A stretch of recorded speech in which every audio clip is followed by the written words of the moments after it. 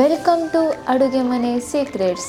ಇವತ್ತು ನಾನು ಈಸಿಯಾಗಿ ಆಂಧ್ರ ಸ್ಟೈಲ್ ಚಿಕನ್ ಚಿಲ್ಲಿ ಹೇಗೆ ಮಾಡುವುದಂತ ಹೇಳಿಕೊಡ್ತೇನೆ.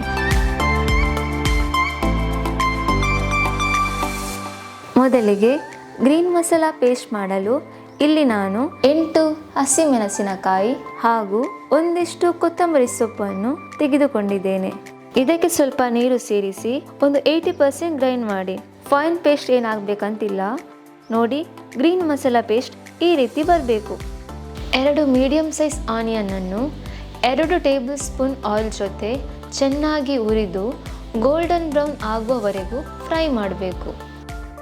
ಇಲ್ಲಿ ನಾನು 800 ಗ್ರಾಮ್ಸ್ ಚಿಕನ್ ತೆಗೆದುಕೊಂಡಿದ್ದೇನೆ. ಇದಕ್ಕೆ 1 ಟೀ ಸ್ಪೂನ್ ಅರಶಿನ ಹುಡಿ, 1.5 ಟೇಬಲ್ ಸ್ಪೂನ್ ಅಷ್ಟು ಕಲ್ಲುಪ್ಪನ್ನು ಹಾಕ್ತಿದ್ದೇನೆ. ಶುಂಠಿ ಬೆಳ್ಳುಳ್ಳಿ ಪೇಸ್ಟನ್ನು ಅರೆದು ರೆಡಿ ಮಾಡ್ತಿದ್ದೇನೆ. ಇದಕ್ಕಾಗಿ 7ರಿಂದ 8 ಪೀಸ್ ಶುಂಠಿ, 12ರಿಂದ 15 ಬೆಳ್ಳುಳ್ಳಿಯನ್ನು ಸೇರಿಸಿ ಚೆನ್ನಾಗಿ ರುಬ್ಬಬೇಕು. ಈ ರೀತಿ ಮಾಡೋದ್ರಿಂದ ಟೇಸ್ಟ್ ಚೆನ್ನಾಗಿ ಬರುತ್ತೆ. ಇದನ್ನು ಚಿಕನ್ಗೆ ಹಾಕೋಣ. ಮೊದಲೇ ರೆಡಿ ಮಾಡಿರುವಂತಹ ಗ್ರೀನ್ ಮಸಾಲಾ ಪೇಸ್ಟನ್ನು ಹಾಕಬೇಕು. ಅರ್ಧ ನಿಂಬೆ ರಸವನ್ನು ಚಿಕನ್ಗೆ ಹಾಕೋಣ.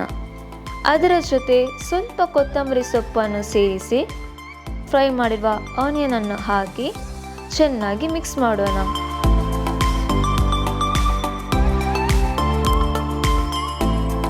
ಹೀಗೆ ಮಿಕ್ಸ್ ಮಾಡಿ 30 to 45 ಮಿನಿಟ್ಸ್ ಮ್ಯಾರಿನೇಷನ್ಗೆ ಇಡಬೇಕು. ಒಂದು ಕುಕ್ಕಿಂಗ್ ಪ್ಯಾನಲ್ಲಿ 2 ಟೇಬಲ್ ಸ್ಪೂನ್ ಆಯಿಲ್ ಹಾಕಿ ಇದಕ್ಕೆ 6ರಿಂದ 7 ಚಾಪ್ ಮಾಡಿರುವಂತಹ ಬೆಳ್ಳುಳ್ಳಿ ಹಾಕಿ ಚೆನ್ನಾಗಿ ಫ್ರೈ ಮಾಡೋಣ. ಈಗ ಇದಕ್ಕೆ ಒಂದು ಸಣ್ಣ ಚಾಪ್ ಮಾಡಿರುವಂತಹ ಶುಂಠಿ ಹಾಕಿ ಫ್ರೈ ಮಾಡಿ. ಇವಾಗ ಇದಕ್ಕೆ ಚಾಪ್ ಮಾಡಿರುವಂತಹ 2 ಮೀಡಿಯಂ ಸೈಜ್ ಆನಿಯನ್ ಅನ್ನು ಹಾಕಿ ಫ್ರೈ ಮಾಡೋಣ.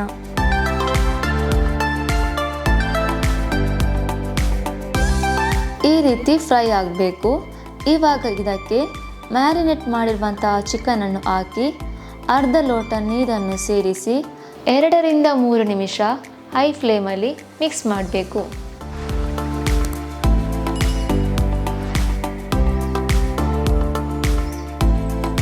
3ರಿಂದ 4 ಕಟ್ ಮಾಡಿರುವಂತಹ ಹಸಿಮೆಣಸಿನಕಾಯಿಯನ್ನು ಹಾಕಿ ಮಿಕ್ಸ್ ಮಾಡಬೇಕು.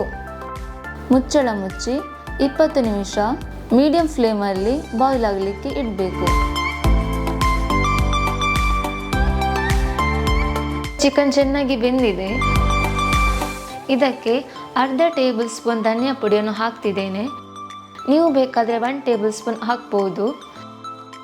ಸ್ವಲ್ಪ ಮಿಕ್ಸ್ ಮಾಡೋಣ.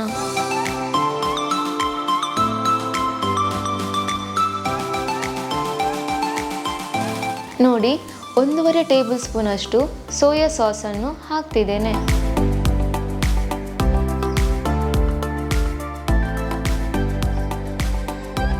ಸ್ವಲ್ಪ ಮಿಕ್ಸ್ ಮಾಡೋಣ.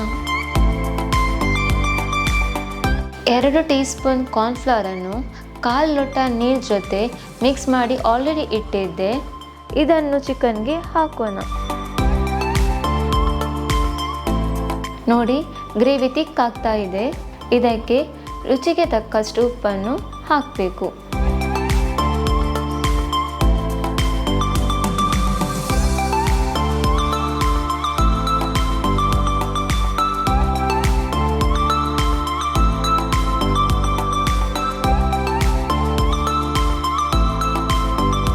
ಇವಾಗ ಇದಕ್ಕೆ ಸ್ವಲ್ಪ ಕೊತ್ತಂಬರಿ ಸೊಪ್ಪನ್ನು ಸೇರಿಸಿದರೆ Andhra style chicken chilli ready. ನೀವು ಇದನ್ನು ಟ್ರೈ ಮಾಡಿ ಹೇಗಾಗಿದೆ ಅಂತ ಕಮೆಂಟ್ ಮಾಡಿ. ಈ ರೀತಿಯ ಇನ್ನಷ್ಟು ರೆಸಿಪೀಸ್ಗಳಿಗಾಗಿ ನಮ್ಮ ಚಾನಲನ್ನು ಸಬ್ಸ್ಕ್ರೈಬ್ ಮಾಡಿ.